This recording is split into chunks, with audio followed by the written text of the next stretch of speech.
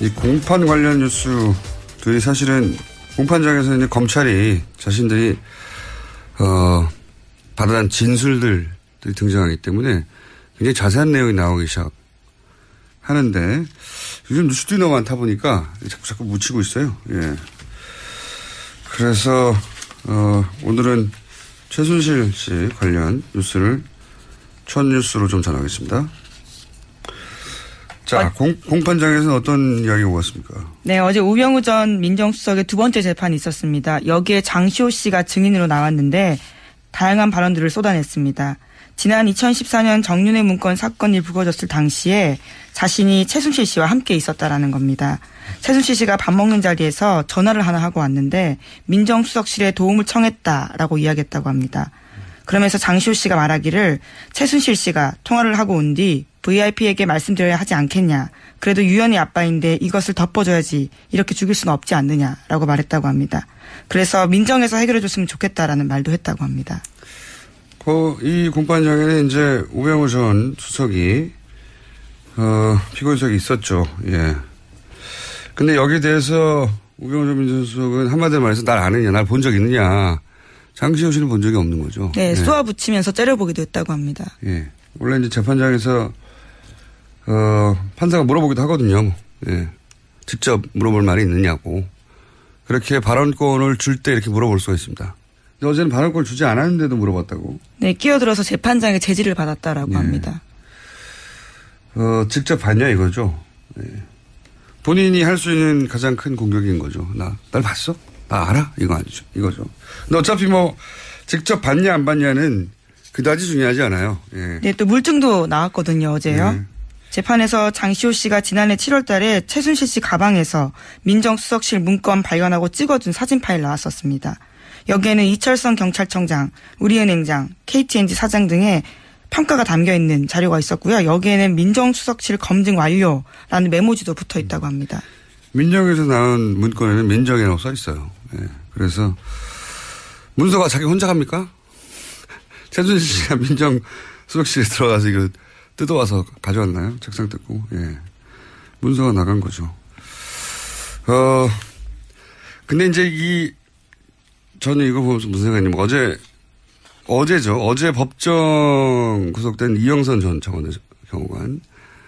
예, 최순실. 벌써 그제가 됐습니다. 예, 그제군요. 예. 최순실 씨에게 휴대폰을 몸으로 닦아서 줬던 하도 오래돼가지고 이제요. 예, 그 경호관요. 근데 이 경호관은 특검이 마지막으로 영장을 청구했던 사람입니다. 특검 종료되면서 마지막으로 영장을 청구했는데 기각됐죠. 구속 사유가 안 된다고 이제 영장 판사가 판단한 건데, 근데 네, 1심 법정은 부족하다 그랬습니다. 그렇죠. 구속과 잘 필요는 뭐 있냐 이거죠. 한마디로 말해서. 근데 1심 법정은 법정에서 바로 구속시켜 버렸어요. 그러니까 그 구속 영장을 기각시킨 판사가 이후에 이제 우병우 전 민정수석 공판을 보다 생각이 난 건데 다시 또 기각을 시켰고 정유라 영장도 기각을 시켰죠. 근데 이분이 고영태 영장은 발부를 했어요. 예, 권순우 판사. 주준희 기자는 이제 이런 기각들에 대해서 합리적 의심이 대상이 된다라고 보고 있는 거고, 뭐 정반대로 의혹이 없다. 판사가 법적인 판단을 했을 뿐이다. 이런 시각도 있죠. 근데 또 이런 시각도 추가적으로 있을 수 있다는 생각을 저는 어제 했어요. 뭐냐면 우리가 너무 빨리 안일해진 게 아닌가. 예, 최순실 관련 의혹들은 다 털었고 재판만 이제 하면 되는 그런 수준으로 좀 나이브해진 게 아닌가 이런 생각을 저는 했는데 어제 장시호 씨가 이렇게 말했잖아요. 서류를 주고 차관 인사가 나니까 김정돈 차관이 대단하십니다라고 이제 대단하다고 생각하겠죠. 문서 주는 즉시 최순실 씨가 차관이 바뀌었으니까요. 차관이 바뀌니까요. 1급 이상은 대통령만 할 수 있는 인사권한인데 최순실 찍으면 바뀌는 거 아닙니까? 그걸 눈앞에서 본 거죠.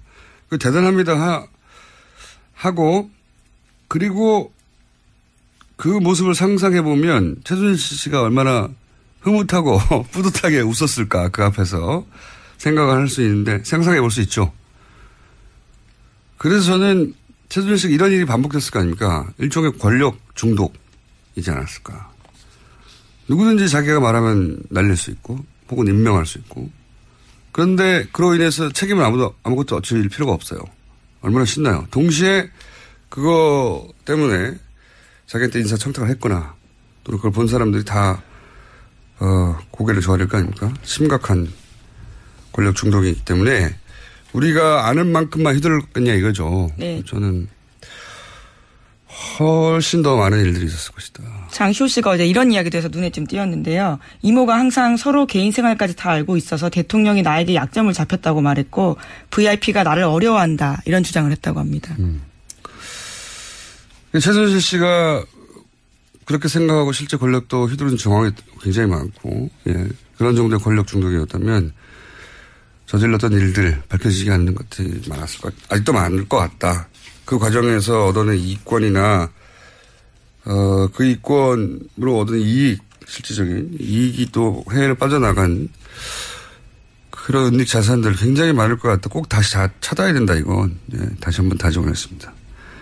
이런 식으로는 절대 성공할 수 없다는 사례를 꼭 남겨야지 되지 않겠나. 자, 그래서 저희가 오늘 이번 주 오늘부터 다시 은닉 재산 추적 프로그램을 시작합니다. 자, 다음 순요. 네, 어제 박근혜 전 대통령이 검찰에서 한 이야기도 잠깐 뉴스에 나왔었는데요. 최순실 씨와의 관계는 완전 소설이고 자기도 관련 뉴스 보고 놀라움의 연속이었다. 이런 이야기를 했다고 합니다. 게다가 정유현에 대해서는 이름 자체가 머릿속에 있지도 않다라고도 부인했다고 합니다. 박근혜 전 대통령이. 예. 네. 하지만 정유라 씨는 지난번에 들어와서 크리스마스 때도 통화했고 1월 1일에도 통화했었다고 밝힌 바가 있습니다. 누구지 모르고 통화했나 보죠. 이름 자체가 머리에 없다는 거 보니까. 모든 걸 다 부인하니까요. 자, 다음 순요. 네, 국민의당 관련된 소식입니다. 이유미 씨와 이준서 전 국민의당 최고위원이 대선 하루 전인 5월 8일 나눈 카카오톡 내용이 공개됐습니다. 카카오톡에서 이유미 씨는 사실대로 모든 걸 말하면 국민의당은 망하는 거라고 해서 아무 말도 못하겠다라고 이야기했고요. 이준서 전 최고위원은 사실대로라면 무엇을 말하는 것이냐고 물었습니다. 그러자 이유미 씨는 개인 간에 가볍게 나눈 대화다라면서 판슨스 스쿨 동료와의 이야기를 이런 식으로 평가했습니다. 저는 이제 어제도 말씀드렸지만 이 카톡은 고소고발 상태에서 증거가 될 수 있다는 걸 둘 다 인지한 상태의 대화다. 그러니까 그냥 그대로 보면 안 되고 그걸 염두에 두고 봐야 된다. 이제 이유미 씨는 나는 사실대로 말하자고 했다는 알리바이를 남기는 문자일 수도 있고요. 단순히 걱정이 아니라. 걱정이 있다 하더라도 동시에 알리바이를 남깁니다. 윤선 씨는 나는 아무것도 모른다는 알리바이를 남기기 위한 문자. 왜냐하면 이게 곧 공개될 수도 있다고 생각하면서 문자를 하는 거라는 거예요. 예, 당시 이미 고소고발이 되어 있던 상태였습니다. 그리고 실제 이 대화가 좀 말이 안 되는 부분이 있어요. 왜 그러냐면 이제 이유미 씨가 사실대로 모든 걸 말하면 국민의당은 망하는 거라고 하셔서 아무 말도 못 하겠어요. 이렇게 얘기했단 말이죠. 이 말은 그 이전에 여러 차례 사실대로 말해야 하는 거 아니냐. 그 사실이 무엇인지는 제쳐두고라도 그런 얘기를 주고받았다는 얘기죠. 서로. 그런데 여기서 이준서 씨의 대답은 마치 처음 듣는다는 듯이 무슨 말이냐고 되묻거든요. 대화가 어색해요. 그렇잖아요. 이 앞에 이미 모든 걸 말하면 망하는 거라고 하셔서 아무 말도 못하고 있다라고 자기 처지를 호소하고 있는데 이준서 씨의 거기에 대한 대답은 무엇을 말하는 거냐고. 이렇게 되묻는단 말이죠. 처음 듣는다는 듯이. 이 대사 자체가 이 카톡이 앞으로 공개될 수 있다는 걸 염두에 둔 대사라는 거죠. 처음 들은 얘기가 아닌 처음 들은 것처럼 하잖아요. 예. 자, 앞뒤가 안 맞는 대사입니다. 서로. 관련해서 뉴스가 좀 많죠? 예. 네, 국민의당이 관련 폭로를 하기 4일 전인 5월 1일에 이준서 전 최고위원이 또 관련된 내용들을 박지원 당시 대표에게 보냈다고 합니다. 이 전 최고위원은 박 전 대표의 전화기 2대 중 한 대에다가 관련된 화면을 보냈고 통화까지 시도했는데요. 통화는 되지 않았고 재차 메시지를 보냈다라고 합니다. 하지만 박지원 전 대표는 이런 내용은 실제로 보고받지 못했다라고 당 진상조사단에 진술했다고 합니다. 그러니까 이제 당과 연결된 고리들은 없다. 예, 직접 당 최고 지도부하고 연결된 고리는 없다는 얘기인 거죠. 예. 본인 휴대폰이 하도 폭탄 문자가 많이 와서 놓고 다녔다는 거잖아요. 두 개가 다른 있었는데. 폰을 썼다라는 폰을 취지 썼다. 이야기인데요. 어쨌거나 한 핸드폰에 메시지가 들어갔다라는 건 사실이라는 거죠. 네, 그럼 비서관이 확인을 했지만 예. 뭐 이 정도로 중요하면은 따로 전달하겠지 하고 전달 안 했다는 거고요. 예. 이럴 수도 있습니다. 뭐 실제 이런 일이 있을 수도 있죠. 또는 유선으로 전달했을 수도 있고요. 네. 근데 여기서 중요한 건 어쨌든 당과 연결된 고리는 없다. 이것이 이제 당의 입장인 거죠. 현재까지. 예. 하지만 당 진상조사단에서는 관련된 내용이 삭제됐는지 여부는 분석하지 않았다라고 밝히고 있습니다. 분석할 수가 없겠죠. 네. 이건 뭐 수사기관에서 해야 되지. 통신영장 받아서.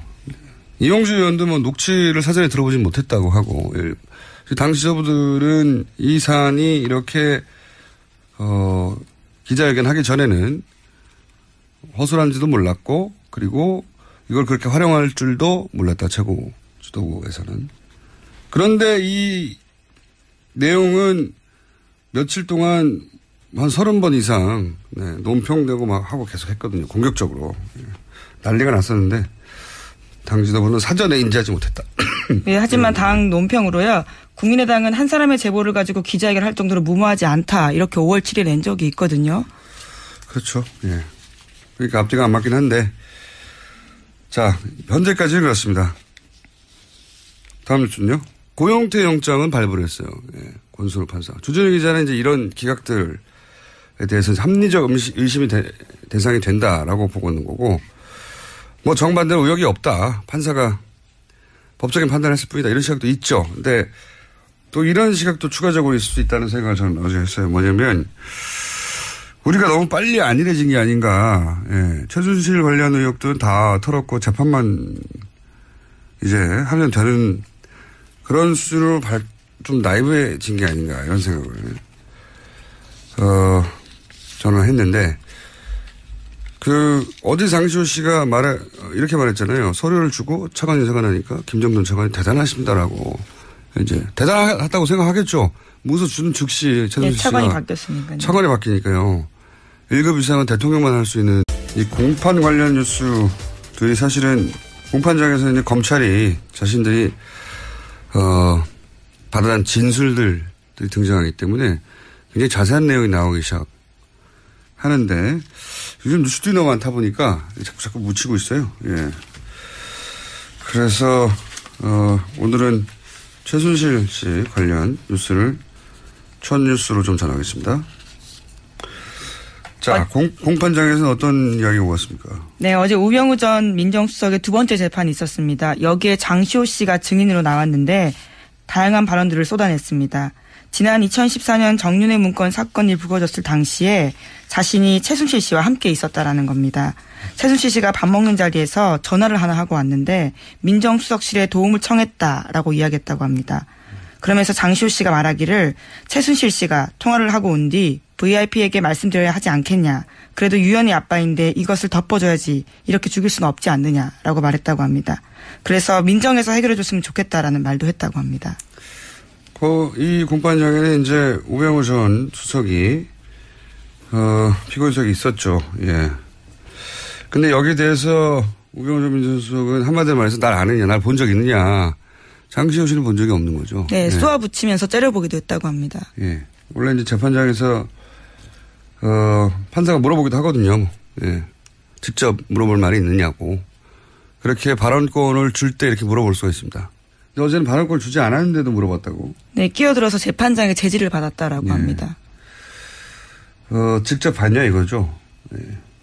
본인이 할 수 있는 구속된 이영선 전 차관의 경우간. 예. 최순실. 네, 벌써 그제가 됐습니다. 예, 그제군요. 최순실 씨에게 휴대폰을 몸으로 닦아서 줬던 하도 오래돼가지고 이제요. 예, 그 경호관요. 근데 이 경호관은 특검이 마지막으로 영장을 청구했던 사람입니다. 특검 종료되면서 마지막으로 영장을 청구했는데 기각됐죠. 구속 사유가 안 된다고 이제 영장 판사가 판단한 건데, 근데 네, 1심 상당성이 법정은 부족하다 그랬습니다. 그렇죠. 구속과 잘 필요는 뭐 있냐 이거죠. 한마디로 말해서. 근데 1심 법정은 법정에서 바로 구속시켜버렸어요. 그러니까 그 구속 영장을 기각시킨 판사가 이후에 이제 우병우 전 민정수석, 우병우 민정수석. 공판을 생각이 난 건데 다시. 또 기각을 시켰고 정유라 영장도 기각을 시켰죠. 근데 이분이 가장 큰 공격인 거죠. 날 봤어? 나 알아? 이거 아니죠. 이거죠. 근데 어차피 뭐 직접 봤냐 안 봤냐는 그다지 중요하지 않아요. 예. 네, 또 물증도 나왔거든요, 어제요. 네. 재판에서 장시호 씨가 지난해 7월 달에 최순실 씨 가방에서 민정수석실 문건 발견하고 찍어둔 사진 파일 나왔었습니다. 여기에는 이철성 경찰청장, 우리은행장, KTNG 사장 등의 평가가 담겨 있는 자료가 있었고요. 여기에는 민정수석실 검증 완료라는 메모지도 붙어 있다고 합니다. 민정에서 나온 문건에는 민정이라고 써 있어요. 예. 그래서 문서가 자기 혼자 갑니까? 최순실 씨가 민정수석실에 들어가서 이거 뜯어와서 가져왔나요? 책상 뜯고. 예. 문서가 나간 거죠. 근데 이제 저는 이거 보면서 무슨 생각이냐면 어제죠. 어제 법정